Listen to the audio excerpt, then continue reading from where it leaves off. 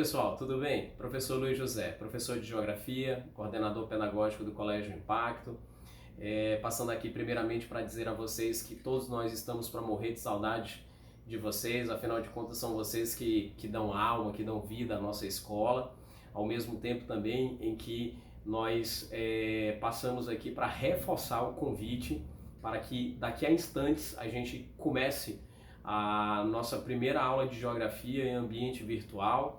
Então, queria que vocês preparassem o material de vocês, papel, caneta, módulo. Procure uma cadeira bem confortável, uma mesa, uma boa iluminação, que a aula já vai começar, tá bom? Vejo vocês em instantes. Um abraço. Estamos aqui mais uma vez para dar sequência e continuidade ao nosso conteúdo programático referente ao módulo 1 da Geografia.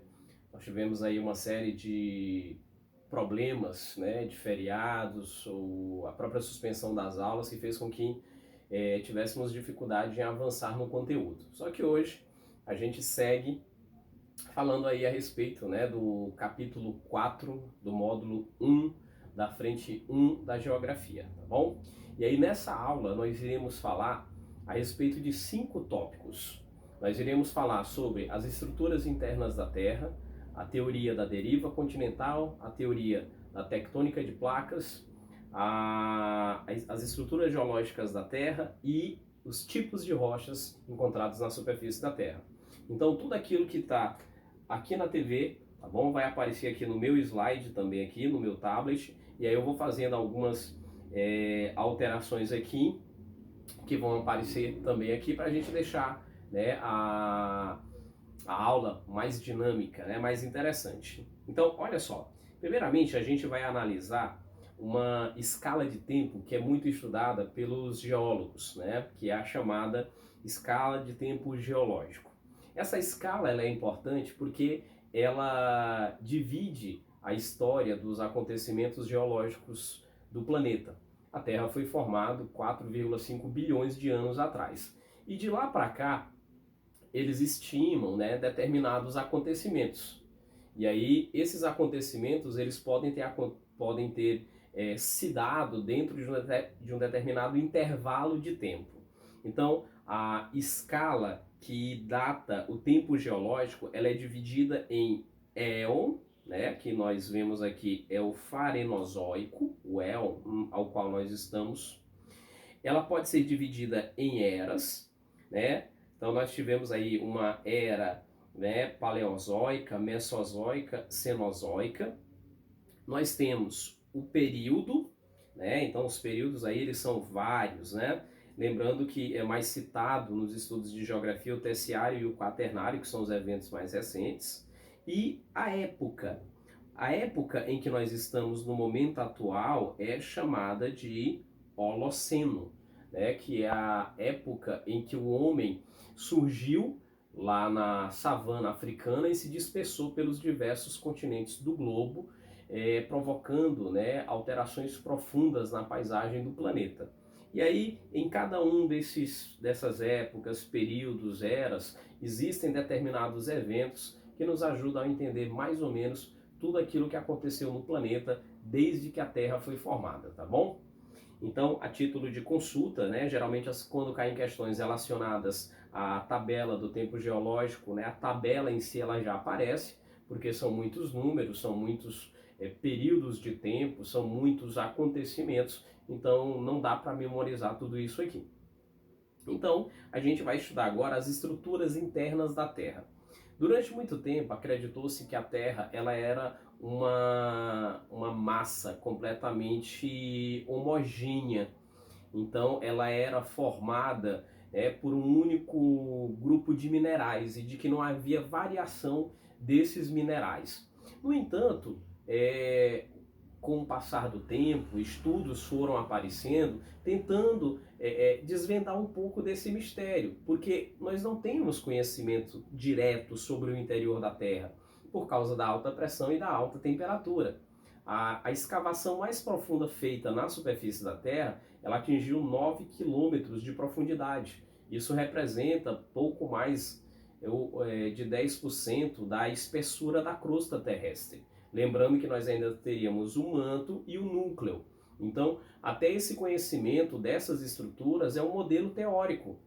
Até que se prove o contrário, é essa teoria que serve para explicar que a Terra, na verdade, ela é formada por três grandes estruturas e zonas de descontinuidades, como a gente vai ver aqui. Então, o que explica a existência de camadas diferenciadas no interior da Terra é a chamada teoria de origem por agregação. Essa teoria, ela parte do princípio da isostasia, que diz que tudo aquilo que é pesado desce, o que é leve tende a subir. Então, pelo princípio da isostasia, o que foi que aconteceu? Quando a Terra ela era uma massa de magma ardente, né, de alta temperatura, o que foi acontecendo? À medida em que ela foi resfriando, os minerais mais pesados, mais densos, eles foram descendo e se acomodando na parte mais central da Terra, formando o núcleo. Aqueles que eram mais leves, que foram resfriando e solidificando, ficaram na parte de cima, formando a crosta. Então, entre essas duas camadas, a crosta e o núcleo, manteve-se ali uma determinada camada, onde a temperatura dela se manteve constante e ela não conseguiu resfriar, portanto ela não solidificou, que é o caso do manto. Então é essa teoria que explica aí a existência de três camadas internas da Terra. Então nós temos aqui o desenho, né, da acomodação das camadas. Então nós temos aqui, ó, a crosta terrestre, que é a camada mais externa da Terra. Ela tem uma característica de servir de substrato para as atividades humanas. Nós temos aqui o manto, que é a camada intermediária. Então ela é mais calibrosa, ela é mais volumosa, formada por magma, né? E nós temos um núcleo aqui dividido entre o núcleo externo e o núcleo interno. O núcleo externo ele mantém ali uma certa consistência gelatinosa, enquanto que o interno ele é completamente sólido, às vezes chamado de nífer, né, devido à composição, né, níquel e ferro. Pois bem, aqui nós temos, né, um modelo que inclusive costuma aparecer muito em questões de vestibular, que é um modelo em pizza que mostra aí a presença, né, das estruturas. Então nós temos aqui, ó, o núcleo dividido entre externo e interno. Nós temos o manto, né, o superior e o inferior, e a parte relacionada à crosta terrestre. Como eu falei para vocês, a parte continental da crosta ela é mais calibrosa, ela é mais volumosa, mais larga.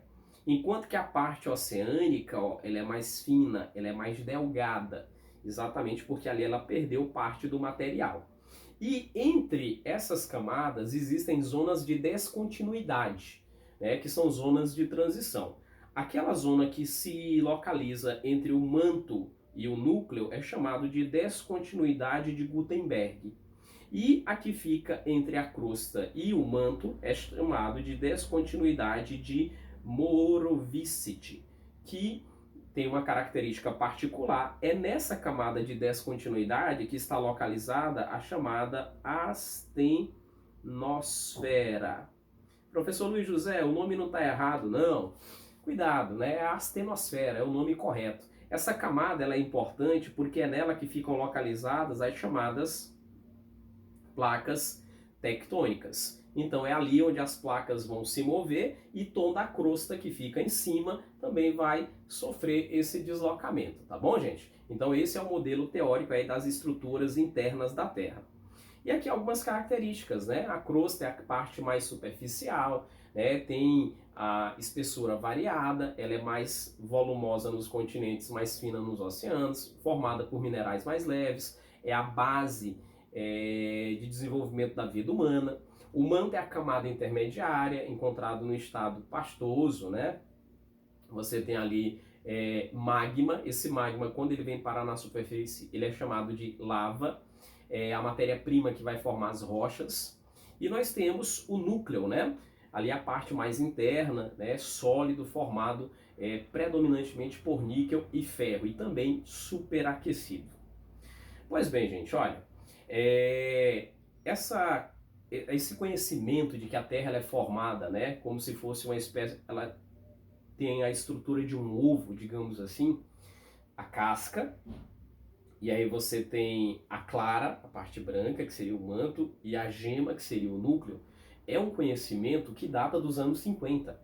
Antes disso, esse conhecimento ele não existia, então achava-se que a Terra era um todo completamente homogêneo em termos de composição mineralógica. E aí, lá no início do século XX, em 1912, um alemão chamado Alfred Lothar Wegener, ele propôs uma teoria que iria revolucionar a geologia de um modo geral, que é a teoria da deriva continental, chamada também de teoria da Pangeia. O Wegener, ele disse que no passado todos os continentes estavam reunidos em um único bloco rochoso, um supercontinente chamado de Pangeia, rodeado por um único oceano primitivo chamado de Pantalassa. Quando ele propôs a teoria, claro, né, acabou de certa forma sofrendo, né, chacota, bullying, porque não havia esse conhecimento e nenhum outro estudioso na época também apresentava esse conhecimento que o Wegener tinha. Bom, aí você pode me perguntar, professor Luiz, já que não havia o conhecimento das estruturas internas da Terra, só iriam aparecer aí cerca de 40 anos depois, em que o Wegener assentou a teoria dele? Ele teve que se apoiar em determinados elementos e acontecimentos encontrados na superfície da Terra. A primeira coisa que ele utilizou para provar, né, ou justificar que os continentes estavam reunidos na Pangeia é o encaixe perfeito que existe entre alguns continentes, como é o caso da América do Sul e da África. E também o grau de semelhança que existe entre algumas espécies animais e vegetais, né? Então ele diz que no passado, quando havia a Pangeia, só tinha uma espécie animal, com um processo de separação essa espécie se dividiu, e aí com o processo de especiação, cada espécie que ficou isolada acabou se adaptando ao seu próprio ambiente, mas guardando entre si, entre todas elas, né, uma característica comum. Só que o Wegener, né, as grandes críticas que ele sofreu era o fato de que ele não conseguiu explicar qual teria sido a força que teria movido os continentes. Quando a gente fala que os continentes entraram em deriva, né, foi porque eles entraram em movimentação, em migração. Então ele não conseguiu explicar. Por que ele não conseguiu? Porque ele não tinha o conhecimento sobre o interior da Terra. Então durante 40 anos, a teoria do Wegener, né, ela foi cada vez mais sendo levada a sério, mas ela tinha uma lacuna a ser preenchida, que só iria ser preenchida lá em 1950 com os estudos de um outro alemão chamado de Harry Hess. Bom, só para apresentar aqui para a gente, na tela, né, nós temos a primeira divisão da Pangeia. Olha só, aqui você percebe que a Pangeia ela se divide em dois subcontinentes. A Laurásia, que iria originar os continentes do norte, como a América do Norte, a Europa, a Ásia, e a Gondwana ou Gondwana, que mostra ali a formação, né, daquilo que iria originar os continentes do sul, com a Antártida, a América do Sul, a própria África, a própria Oceania, tá bom? E aí, olha só, ao longo de milhões e milhões de anos, esses continentes eles vão se separando e entre eles vão aparecendo continentes, até que no momento final, tá certo? O último quadro, nós temos a disposição dos continentes, como nós aprendemos, né, nos livros de geografia. Então, essa é a divisão pela qual a Pangeia passou ao longo de 180 milhões de anos.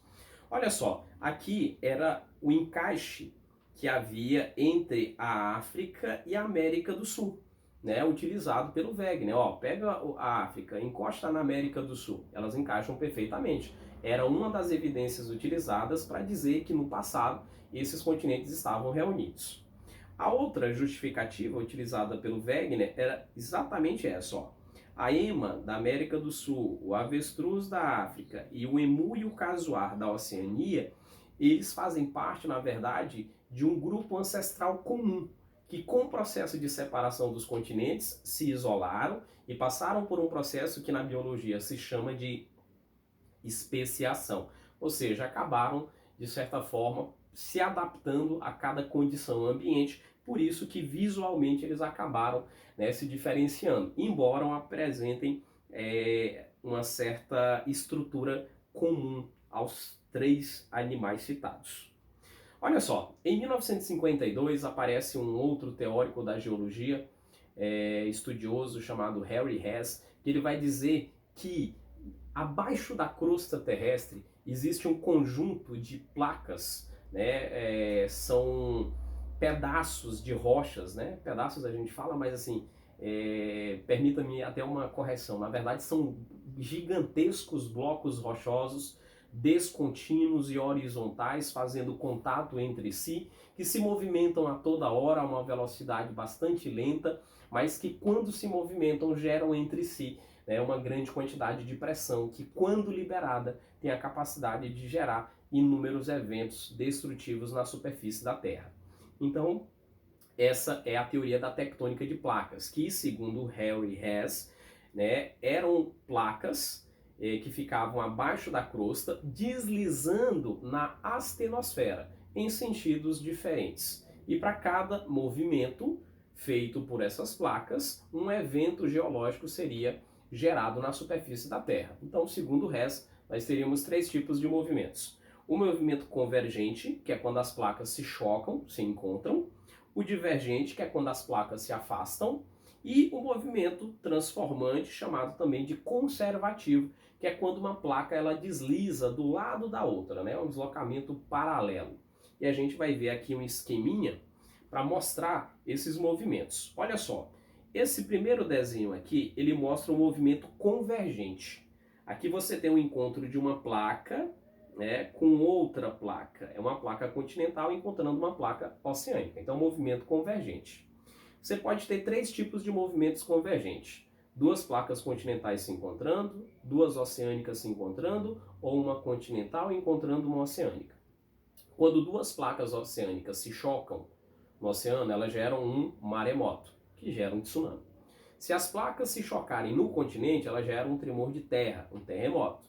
Agora, se for uma placa continental encontrando uma oceânica, elas vão originar o que nós chamamos de dobramento moderno. A placa mais pesada, mais densa, que é a oceânica, afunda e vai ser derretida no manto, e a placa continental, ela dobra, formando um dobramento moderno, ou uma montanha, como a gente costuma conhecer, ou chamar.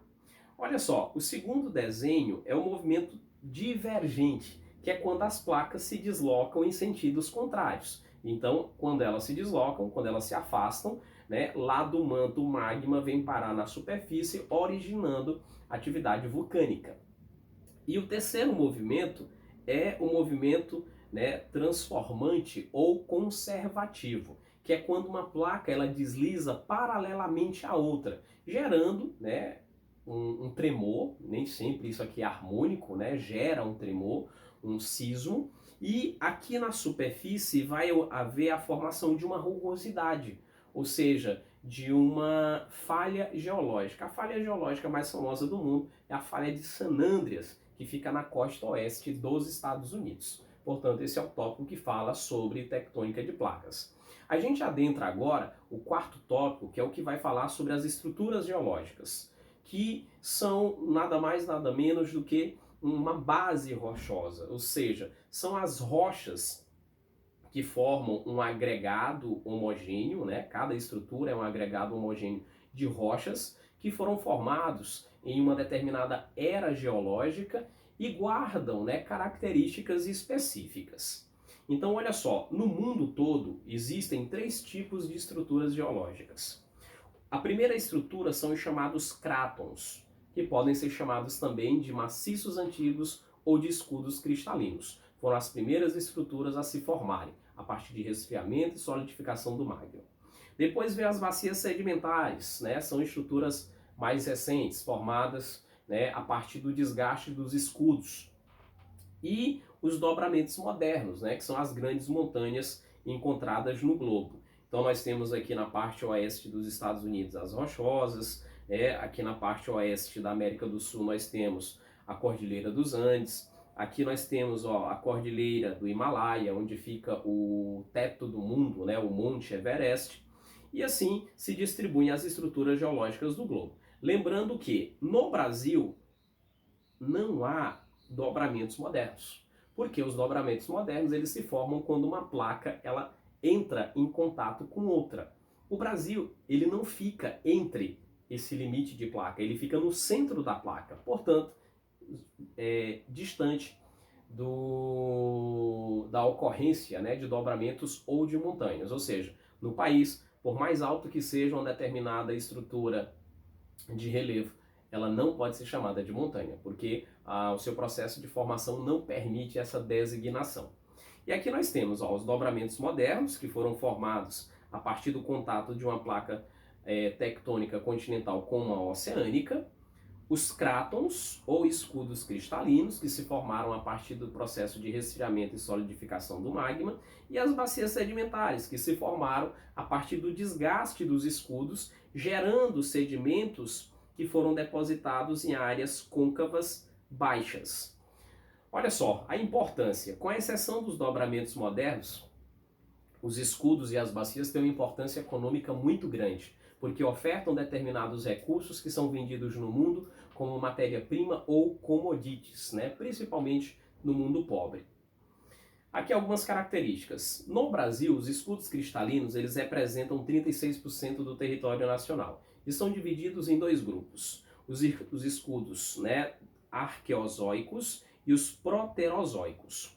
Para o Brasil e para a economia, o mais importante são os escudos do proterozoico. Por quê? Esses escudos eles são tão antigos que eles possibilitaram a formação de uma riqueza mineralógica. No interior desses escudos são encontrados minerais metálicos e não metálicos, como o caso do ferro, do manganês, do ouro, do níquel, da prata e do diamante, tá bom? Por isso que eles são tão valorizados assim pela economia. No caso das bacias sedimentares, elas representam 64% do território nacional, então recobre a maior parte do país. Se formaram na era Cenozoica, os escudos são da era Cambriana ou pré-cambriana, mais antiga. Então as bacias vieram depois. E elas têm uma importância econômica grandiosa, porque elas possibilitaram a formação dos chamados combustíveis fósseis, como é o caso do carvão mineral, petróleo e do gás natural. E, para fechar a parte de estrutura geológica, nós temos aqui os dobramentos modernos. Como falei para vocês, no Brasil não existem dobramentos modernos, porque os dobramentos eles se formam a partir do contato entre duas placas tectônicas. O Brasil ele está localizado no centro da placa, então o Brasil não tem como sediar dobramentos modernos. Então esses dobramentos eles datam do período terciário. Que período é esse? Período atual. Nesse momento, as grandes cadeias de montanha do globo elas estão passando por um processo de elevação. Embora esse processo seja lento e sentido apenas, né, numa escala de tempo considerada aí relativamente longa. Se formam a partir do contato de duas placas. E os grandes exemplos são os Alpes suíços, né, que ficam ali na região central da Europa, os Alpes escandinavos, que ficam na parte norte deste continente também, a Cordilheira dos Andes, aqui na América do Sul, a Cordilheira do Himalaia, que cedia o Monte Everest, né, o ponto mais alto do globo, são quase que 9 quilômetros de altura, e as rochosas que ficam lá na parte oeste dos Estados Unidos, né? Então, estes são os dobramentos modernos, né, ou montanhas, como são chamados, inexistentes no Brasil, porque o Brasil fica no centro da placa sul-americana e não na borda onde esse tipo de evento ele é mais comum. Então, meus queridos, só para encerrar, o nosso último tópico ele vai falar sobre as rochas, como a gente chama no interior, as pedras. Só que as rochas elas são agregados sólidos formados por minerais. Dependendo do tipo de rocha, elas podem ter, né, uma outra composição também, além dos minerais. Então são três os tipos de rochas: as rochas ígneas ou magmáticas, as rochas sedimentares e as rochas metamórficas. A gente vai ver agora cada um desses tipos de rochas, né, e alguns exemplos também e como elas são formadas. Olha só, nós temos aqui a classificação das rochas, né? As sedimentares, que se formam a partir de sedimentos de outras rochas. As magmáticas, que se formam a partir do resfriamento e solidificação do magma. E as metamórficas, que se formam a partir de mudanças bruscas de temperatura e pressão, né? E se formam também a partir de uma rocha já existente ou pré-existente. Se você pega uma rocha como, por exemplo, o basalto, submete a ele a uma pressão, uma temperatura diferente, ele vai se transformar em uma outra rocha. Então, essa outra rocha a qual ele se transformou vai ser uma rocha metamórfica. Olha só, as rochas ígneas ou magmáticas, né, elas se dividem em dois grupos. Se elas se formarem na superfície da Terra, elas são chamadas de extrusivas ou vulcânicas na superfície. Se formarem no interior da Terra, são chamadas de intrusivas ou plutônicas. E nós temos aqui alguns exemplos, né? O basalto é considerado, né, uma rocha magmática extrusiva ou vulcânica, se forma na superfície da Terra. Nós temos o andesito, o riolito, o gabbro, o diorito e o granito, que é uma rocha magmática intrusiva ou plutônica, geralmente encontrada no interior da Terra. E essas rochas elas são muito utilizadas na construção civil. As rochas sedimentares elas são formadas a partir dos restos de outras rochas. São três tipos. As detríticas, quando elas se formam dos restos de outras rochas, né, ou de outros materiais. O grande exemplo é o arenito, que é formado a partir da compactação da areia. As detríticas, que se formam a partir, as químicas, que se formam a partir da mistura de minerais com água. O grande exemplo é o calcário, que inclusive, né, serve para formar em ambiente de caverna as famosas estalactites e estalagmites. E as sedimentares orgânicas, que são formadas a partir de restos animais e vegetais. O exemplo mais clássico é o carvão mineral.